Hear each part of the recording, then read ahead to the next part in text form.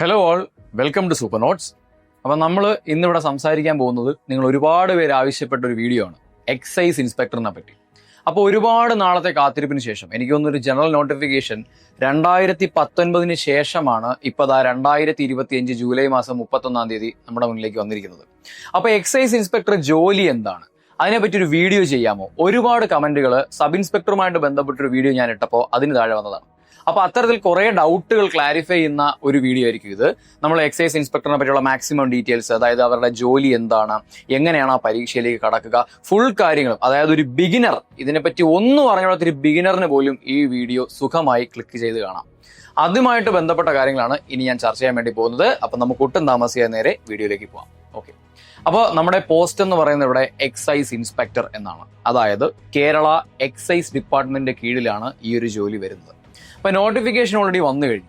അടുത്ത പ്രോസസ്സ് എന്താണ്? അടുത്തതാണ് പ്രിലിമിനറി എക്സാമിനേഷൻ. PSC 2021 മുതൽ ബിരുദതല പരീക്ഷകൾക്ക്, മുമ്പ് എല്ലാത്തിനും ഉണ്ടായിരുന്നു, ഇപ്പൊ 10th ആയാലും +2 ഉണ്ടായിരുന്നു, പക്ഷേ ഇപ്പോൾ ബിരുദതല പരീക്ഷകൾക്ക് വേണ്ടിയിട്ടായിട്ട് ഒരു ഡിഗ്രി ലെവൽ പ്രിലിമിനറി പരീക്ഷ വെച്ചിട്ടുണ്ട്. ആ പ്രിലിമിനറി പരീക്ഷ ക്വാളിഫൈ ചെയ്യുന്ന ആൾക്കാർക്ക് വേണ്ടി മാത്രമായിട്ട് ഒരു മെയിൻസ് പരീക്ഷ നടത്തുന്നുണ്ട്. അപ്പോൾ പ്രിലിമിനറി പരീക്ഷ വരുന്നു, അത് കഴിഞ്ഞ് മെയിൻസ് പരീക്ഷ വരുന്നു.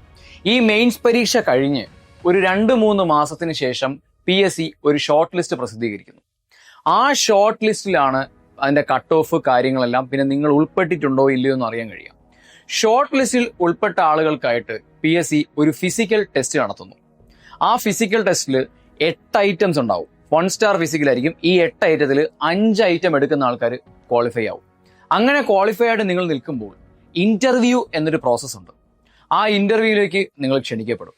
ഇന്റർവ്യൂവിലെയും മാർക്ക് കാൽക്കുലേറ്റ് ചെയ്തുകൊണ്ട് നിങ്ങൾ റിട്ടേൺ എഴുതിയ മാർക്ക്, പിന്നെ നിങ്ങളുടെ ഇന്റർവ്യൂ മാർക്ക്, നിങ്ങൾക്ക് എന്തെങ്കിലും സ്പോർട്സ് വെയിറ്റേജ് ഉണ്ടെങ്കിൽ അതും കൂടെ ആഡ് ചെയ്തിട്ടായിരിക്കും ഫൈനൽ റാങ്ക് ലിസ്റ്റ് നിങ്ങളുടെ മുന്നിലേക്ക് വരുന്നത്. അതിൽ നിങ്ങളുടെ പൊസിഷൻ അനുസരിച്ചും വരുന്ന വേക്കൻസികൾക്കനുസരിച്ചും നിങ്ങളെ 12 മാസത്തെ ട്രെയിനിങ്ങിനായിട്ട് തൃശ്ശൂരിലേക്ക് അയക്കുന്നു. SEARC, state excise academy and research centre എന്നാണ് അതിന്റെ പേര്. തൃശ്ശൂരിൽ നിങ്ങൾ 12 മാസത്തെ ട്രെയിനിങ്ങിന് പോകുന്നു. അതിൽ വെപ്പൺ ട്രെയിനിങ് ഉണ്ടായിരിക്കുന്നതാണ്. കൂടുതലും അക്കാഡമിക് ട്രെയിനിങ് ആണ് ഉണ്ടാവുക. കാരണം NDPS പോലുള്ള ഒരുപാട് നിയമങ്ങളും പിന്നെ ഒരുപാട് ഒട്ടനവധി മയക്കുമരുന്നുകൾ, അതിന്റെ വർഗീകരണങ്ങളും കാര്യങ്ങളും എല്ലാം പഠിപ്പിക്കുന്നതാണ് ഈ ജോലിയുടെ ഏറ്റവും പ്രധാനപ്പെട്ട ഒരു രീതി എന്ന് പറയുന്നത്. നിങ്ങൾക്ക് ഫീൽഡ് ട്രെയിനിങ് ഉണ്ടായിരിക്കും. ആ ഫീൽഡ് ട്രെയിനിങ് കൂടെ കഴിഞ്ഞ് പാസിംഗ് ഔട്ടും കഴിഞ്ഞിട്ടാണ് നിങ്ങൾ എക്സൈസ് ഇൻസ്പെക്ടർമാരായിട്ട് റേഞ്ചുകളിലേക്ക് നിയമിക്കപ്പെടുന്നത്. അപ്പോൾ അതത് റേഞ്ചുകളിൽ അസിസ്റ്റന്റ് എക്സൈസ് കമ്മീഷണറുടെ താഴെ, നമ്മുടെ സർക്കിൾ ഇൻസ്പെക്ടറിന്റെ താഴെയാണ് നിങ്ങളെ ഒരു സ്റ്റേഷനിൽ നിയമിക്കുന്നത്. ആ നിയമിക്കുമ്പോൾ ആ സ്റ്റേഷന്റെ അധികാരിയും നിങ്ങൾ തന്നെയായിരിക്കും. അതായത് നമ്മുടെ പോലീസ് വകുപ്പിൽ പണ്ട് SI SHO ആയിരുന്നതുപോലെ നിങ്ങൾ ഒരു സ്റ്റേഷന്റെ അധികാരിയായിട്ട് കയറുന്ന ഒരു പോസ്റ്റാണ് ഇപ്പോൾ എക്സൈസ് ഇൻസ്പെക്ടർ. ഇതിനു മുമ്പ് ഒരു പോസ്റ്റ് ഉള്ളത് SI ആയിരുന്നു. പക്ഷേ ഇപ്പോൾ SI ഏകദേശം 2020 കാലഘട്ടത്തോടുകൂടി ഇൻസ്പെക്ടർമാർ, അല്ലെ പഴയ CI-മാരാണ് സ്റ്റേഷൻ ഹൗസ് ഓഫീസറായിട്ട് വന്നിരിക്കുന്നത്. പക്ഷേ നിങ്ങൾ എക്സൈസ് ഇൻസ്പെക്ടറായിട്ട് കയറുമ്പോഴോ നിങ്ങൾ അറിയപ്പെടുന്നത് റേഞ്ച് ഇൻസ്പെക്ടർ എന്നാണ്. നിങ്ങളുടെ ഓഫീസ് അറിയപ്പെടുന്നത് റേഞ്ച് ഇൻസ്പെക്ടറുടെ കാര്യാലയം. അതായത് വളരെ പവർഫുൾ ആയിട്ടൊരു പോസ്റ്റാണ്.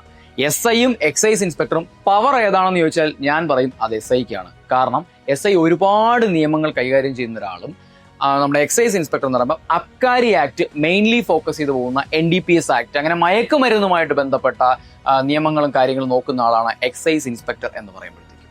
അങ്ങനെ നിങ്ങളൊരു റേഞ്ചിലേക്ക് നിയമിതനാവുമ്പോൾ ചിലപ്പോൾ 1-2 സ്റ്റേഷന്റെ ചുമതല നിങ്ങൾക്ക് കിട്ടിയെന്നിരിക്കും. അപ്പോൾ നിങ്ങൾ ശരിക്കും ഒരു ഇൻസ്പെക്ടറുടെ പദവി ഇവിടെ ആസ്വദിക്കുകയാണ്. പക്ഷേ SIയെ സംബന്ധിച്ചിടത്തോളം ആണെങ്കിലോ, SI ഒരുപാട് വർഷം കഴിഞ്ഞിട്ടായിരിക്കും ഒരു ഇൻസ്പെക്ടർ ലെവലോട്ട് ആവുന്നതെങ്കിൽ എക്സൈസ് ഇൻസ്പെക്ടറിനെ സംബന്ധിച്ച് നമുക്ക് വരുന്ന വേക്കൻസികൾക്ക് അനുസൃതമായിട്ട് അടുത്ത് പോകാൻ പോകുന്ന ഒരു പോസ്റ്റാണ് സർക്കിൾ ഇൻസ്പെക്ടർ. പക്ഷെ അതിലേക്ക് വരാം. ഇപ്പോൾ അപ്ഡേറ്റ് ചെയ്ത സാലറിയാണ് നമുക്കിപ്പോൾ എക്സൈസ് ഇൻസ്പെക്ടറിന് വരുന്നത്. 43,400 രൂപയുടെ ഒരു സ്കെയിലാണ് ഇപ്പോൾ തുടക്കക്കാരനായ എക്സൈസ് ഇൻസ്പെക്ടറിന് ട്രെയിനി ആയിരിക്കുമ്പോൾ തന്നെ കിട്ടുന്നത്. മുമ്പ് ഇതിന് 30,700 സംതിങ് ആയിരുന്നു എൻ്റെ ശമ്പളമെങ്കിൽ ഇപ്പോൾ ശമ്പളം മാറിയിട്ടുണ്ട്. വളരെ ഗ്ലാമറസ് ആയിട്ടൊരു പോസ്റ്റാണ് എക്സൈസ് ഇൻസ്പെക്ടർ എന്ന് പറയുമ്പോൾ. തോളില് സ്വർണ്ണ നക്ഷത്രവും പിന്നെ ചുവപ്പും കറുപ്പുമായിട്ടുള്ള ഒരു സ്ട്രൈപ്പ് ഉണ്ടാവും. അങ്ങനെയൊക്കെ വളരെ ഗ്ലാമറസ് ആയിട്ടൊരു ലുക്കൊക്കെയാണ് ഇവർക്ക് കൊടുത്തിരിക്കുന്നത്. പക്ഷേ SIയുടെ അത്രയും അധികാരമുണ്ടോ എന്ന് ചോദിച്ചാൽ ഞാൻ പറയും അത്രത്തോളം അധികാരം ഇല്ല എന്ന് പറയും. അതായത് 2019 അവസാനമായിട്ട് എക്സൈസ് ഇൻസ്പെക്ടറുടെ നോട്ടിഫിക്കേഷൻ വരുന്നത്. 2021 പ്രിലിമിനറി പരീക്ഷ നടന്നത് 2 ഘട്ടങ്ങളിലായിട്ട്. അതിനുശേഷം 2022 അതിന്റെ മെയിൻ പരീക്ഷ നടക്കുകയും 2023 ഡിസംബർ അവസാനം റാങ്ക് ലിസ്റ്റ് വരികയും ചെയ്തു. അതിനുശേഷം 1-2 തവണ എക്സൈസ് ഇൻസ്പെക്ടർ NCA നോട്ടിഫിക്കേഷനായിട്ട് മാത്രമാണ് വിളിച്ചത്. പക്ഷെ ഇപ്പോൾ വീണ്ടും ജനറൽ നോട്ടിഫിക്കേഷനായിട്ട് വിളിച്ചിരിക്കുകയാണ്. ഇതിന് അപ്ലൈ ചെയ്യേണ്ട അടിസ്ഥാന യോഗ്യത എന്ന് പറയുന്നത് ഡിഗ്രിയാണ്. ഈ ഡിഗ്രി ഉള്ള ആൾക്കാർക്ക് ഈ ഒരു പരീക്ഷ അപ്ലൈ ചെയ്യാവുന്നതാണ്. അതിനുശേഷം വരുന്ന പ്രിലിമിനറി ഞാൻ നേരത്തെ പറഞ്ഞ പ്രോസസ്സിലൂടെ തന്നെ കടന്നു പോവുകയും ചെയ്യുന്നു. ഇനി പ്രൊമോഷൻ സാധ്യതകളെ പറ്റി പറയുകയാണെങ്കിൽ ഓരോ ആൾക്കാരുടെ പ്രായവും പിന്നെ വേക്കൻസിയും അനുസരിച്ചിരിക്കും പ്രൊമോഷൻ. ആദ്യമേ തുറന്നു പറയുകയാണ്, എക്സൈസ് ഇൻസ്പെക്ടറായിട്ട് കയറുന്ന ഒരാൾ ചുരുങ്ങിയത് ഏറ്റവും കുറഞ്ഞത് 8 വർഷം എടുത്തിട്ട് എക്സൈസ് സർക്കിൾ ഇൻസ്പെക്ടറായിട്ട് മാറുന്നു. ഞാനൊരു കാര്യം പറയാം, ഈ 8 വർഷം എന്നുള്ളത് കൃത്യമല്ല.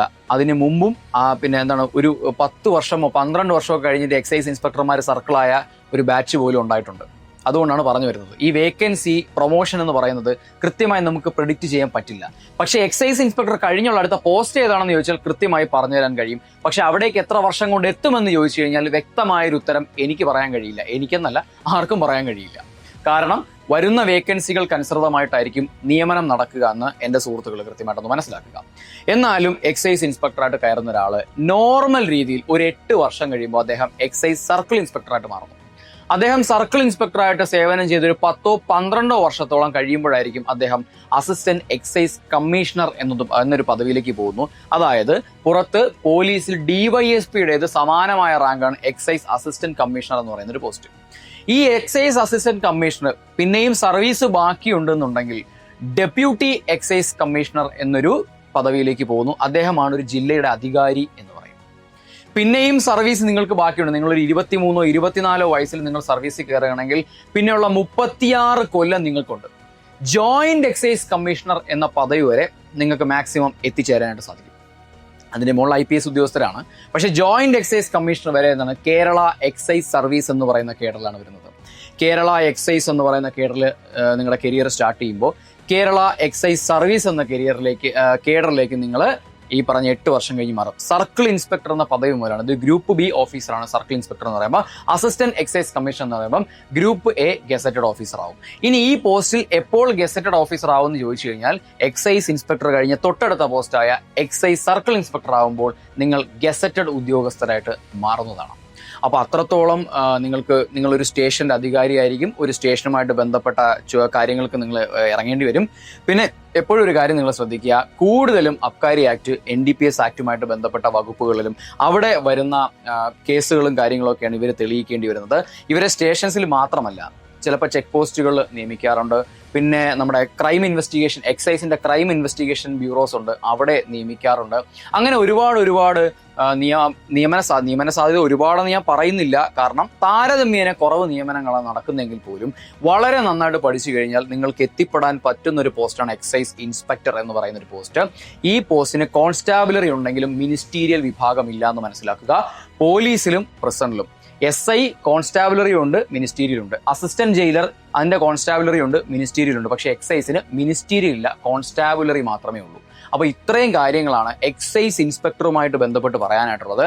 സംശയങ്ങളെല്ലാം ഞാൻ ദൂരീകരിച്ച് തന്നു എന്ന് ഞാൻ വിശ്വസിക്കുന്നു. എൻട്രി ലെവലിൽ തന്നെ ഒരു സ്റ്റേഷൻ ഹൗസ് ഓഫീസർ ആകണം, ഒരു സ്റ്റേഷന്റെ അധികാരിയായി, ഒരു റേഞ്ചിന്റെ ഇൻസ്പെക്ടർ ആയിരിക്കണം എന്ന് ആഗ്രഹിക്കുന്ന ഒരാളാണ് നിങ്ങളെന്നുണ്ടെങ്കിൽ നന്നായി പഠിച്ചു കഴിഞ്ഞാൽ നിങ്ങൾക്ക് എത്തിപ്പെടാൻ പറ്റുന്ന ഒരു പോസ്റ്റ് തന്നെയാണ് എക്സൈസ് ഇൻസ്പെക്ടർ എന്നൊരു പോസ്റ്റ്.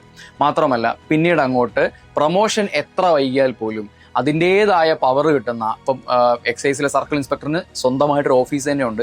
പണ്ട് പോലീസിൽ സർക്കിൾ ഇൻസ്പെക്ടറിന് ഒരു സെപ്പറേറ്റ് ഓഫീസ് ഉണ്ടായിരുന്നു. ഇപ്പൊ അദ്ദേഹത്തിന്റെ ഓഫീസ് എന്ന് പറയുന്നത് അദ്ദേഹത്തിന്റെ സ്റ്റേഷൻ തന്നെയാണ്. കാരണം ISHO എന്നൊരു പദവിയാണ് നമ്മുടെ ഇൻസ്പെക്ടർക്കുള്ളത്, അല്ലെങ്കിൽ പഴയ CIക്കുള്ളത്. പക്ഷേ എക്സൈസ് സർക്കിൾ ഇൻസ്പെക്ടർ എന്ന് പറഞ്ഞാൽ അത് ECI തന്നെയാണ്. അദ്ദേഹത്തിന്റെ ഓഫീസും കാര്യങ്ങളൊക്കെ ഉണ്ടായിരിക്കുന്നതാണ്. അപ്പൊ നിങ്ങളുടെ സംശയങ്ങളൊക്കെ ഞാൻ ഏകദേശം ദൂരീകരിച്ചു തന്നു. നിങ്ങൾക്കത് മനസ്സിലായി എന്ന് ഞാൻ വിശ്വസിക്കുന്നു. മറ്റെന്തെങ്കിലും സംശയങ്ങളുണ്ടെങ്കിൽ നിങ്ങൾക്ക് താഴെ കമന്റായി ചോദിക്കേണ്ടതാണ്. അപ്പൊ നമുക്ക് മറ്റൊരു സെഷനിലേക്ക് വീണ്ടും കാണാം. ഓക്കെ, അപ്പൊ താങ്ക് യു ഓൾ.